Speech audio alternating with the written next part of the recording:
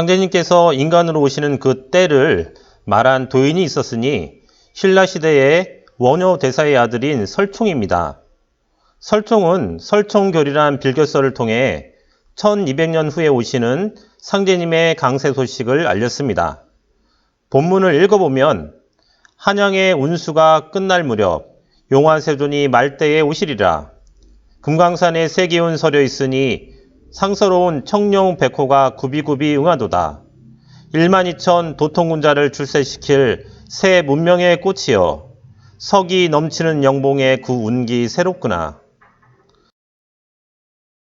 한양의 운수가 끝날 무렵 이씨 조선 왕조가 끝나는 구한말에 용화세존, 불교의 도솔천의 천주이신 미륵부처님, 곧 상제님께서 인간으로 오신다는 것을 증언하였습니다.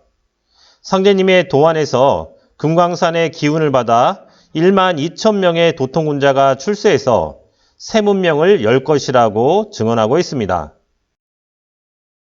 이런 설총보다 더 정확히 상제님께서 인간으로 강사하시는 때를 알린 분이 동학을 창도한 최수훈 대성사입니다. 최수훈 대성사는 경신년 1860년에 상제님께 직접 도를 받아 동학을 창도한 구도자입니다. 최수훈 대성사는 하원갑 진해거든 상원갑 호시절에 만고 없는 무국대도 이 세상에 날 것이라고 증언하였습니다. 무국대도란 상제님의 무궁한 도를 말합니다. 상제님께서 상원갑의 인간으로 오실 것을 말한 것입니다. 상원갑과 하원갑을 알아보면 동양은 60년 60갑자를 주기로 시간을 구분하였습니다. 상원갑은 갑자년을 시작으로 한 30년 한 세대를 말하고 하원갑은 갑오년을 시작으로 한 30년 한 세대를 말합니다. 최수훈 대성사는 1860년 경신년에 상제님께 도를 받고 4년 후인 1864년 갑자년에 대구 가명에서 숨을 거두게 됩니다. 상제님께서는 상원갑인 1871년에 조선 땅에 인간으로 강세하십니다. 또 동학의 2대 교주가 되는 최시영 선생에게 최수훈 대성사가 대구 가명에서 담뱃대에 써준 절명시에는 구체적인 상제님의 인간 강세의 시간대가 전해집니다. 전 40은 내련이와 후 40은 느련가 천하의 무국대도가 더디도다 더디도다 8년이 더디도다. 상제님의 무국대도, 상제님께서 인간으로 오시는 때가 자신이 죽은 지 8년 후라는 것을 증언하였습니다.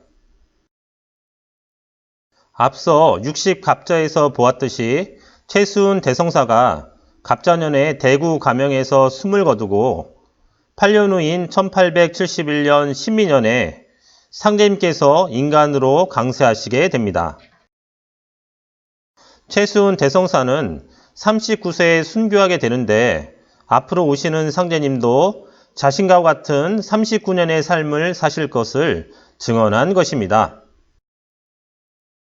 그럼 안경전 종도사님의 말씀으로 정리해 보겠습니다.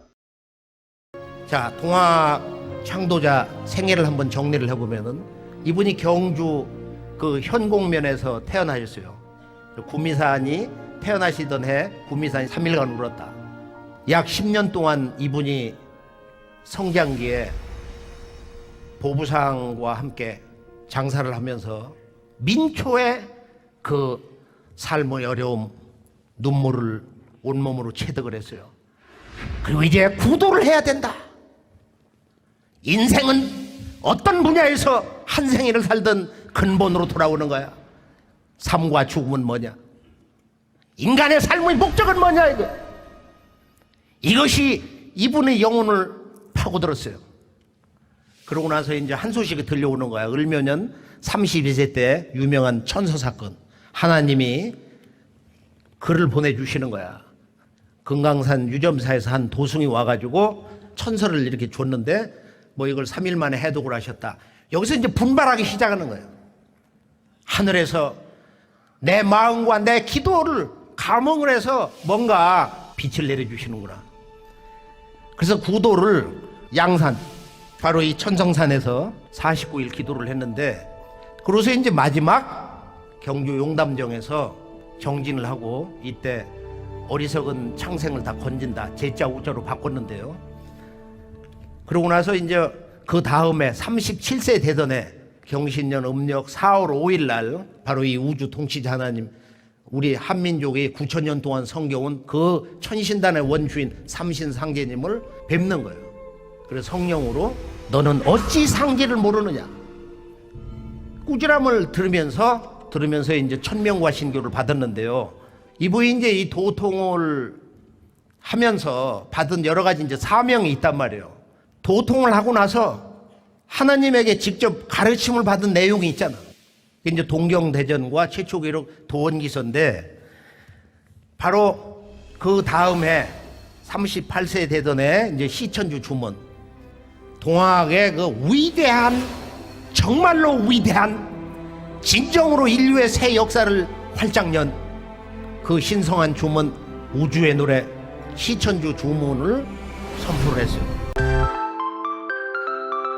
우주 가을철 괴상인 정역을 완성한 김일부 대성사도 천지의 공덕이 사람으로 오시는 상제님을 기다려 성사되는 줄을 그 누가 알았으리. 이 말로 상제님의 인간 강세를 증언하였습니다. 상제님의 인간 강세 소식을 전한 동학의 창도자 최수훈 대성사와 정역을 완성한 김일부 대성사는 놀랍게도 두 분 다 연담 이윤규 선생의 제자였습니다. 이윤규 선생은 제자들에게 맞는 각각의 다른 공부 방법을 제시해서 두 명 모두 역사에 이름을 남기는 제자로 만들어냅니다. 최수훈 대성사에게는 기도와 수행을 통해 진리를 얻어 고통에 빠진 인간들을 구원하게 하였고, 김일부 대성사에게는 주역 공부를 통해 가을 우주의 개상인 정역 8개를 완성할 수 있도록 도와주었습니다. 좋은 스승을 만난다는 것이 성공의 지름길이고 큰 행운이라는 것을 잘 알 수 있는 사례입니다. 상제님께서는 두 사람의 공덕을 이렇게 평가해 주셨습니다.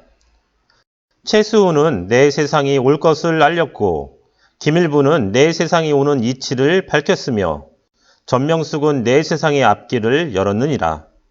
수훈 가사는 수훈이 노래한 것이나 나의 일을 노래한 것이니라. 일부가 내일 한 가지는 하였느니라.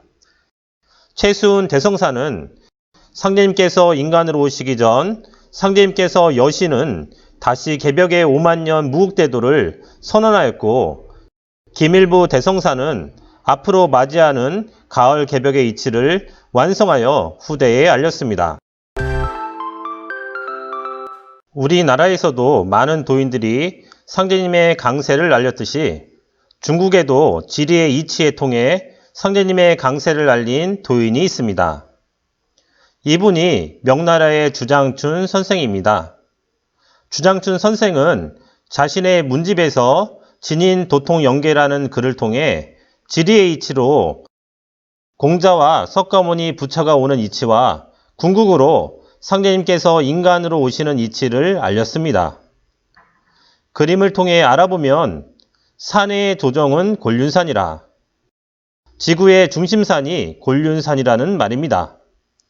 곤륜산이 뿌리가 돼서 성인이 출현하는데 먼저 제1맥이 동쪽으로 뻗어 유발산을 낳고 유발산은 니구산을 낳게 되는데, 니구산의 전기를 받아 공자가 탄생하고, 니구산에는 72개의 봉우리가 있어 공자의 제자가 72현이 나오게 됩니다. 공자는 니구산의 전기를 받고 태어났다고 해서 공자의 호가 니구입니다. 두 번째로 곤륜산의 제2맥이 서쪽으로 해서 불수산을 낳고, 불수산은 석정산을 낳게 되는데 석정산의 기운을 받아 석가모니 부처님이 태어나게 되고, 석정산 499 봉우리의 기운을 받아 499명의 나은 제자가 나오게 되는 것입니다. 끝으로 공자 석가를 내려보내신 상제님께서는 곤륜산 제3지맥이 동으로 뻗어 백두산을 낳고, 백두산은 금강산을 낳아 상제님께서 인간으로 오시게 되고 금강산 12,000 봉우리의 기운을 받아 12,000명의 도통군자가 출세하게 됩니다. 이 상제님께서 오시는 이치는 설총이 말한 12,000 도통군자 출세 소식과 너무나 똑같은 말입니다. 진인 도통 연계를 더 자세히 알아보면 고로 생증산하여 금강산이 증산을 낳았다는 말입니다. 상제님께서 탄광하신 곳이 전라도 고부군 우덕면 갱망리에 있는 시루산 아래입니다. 한자로는 증산입니다. 천지 문호 모악산 아래에서 도출러 오야라.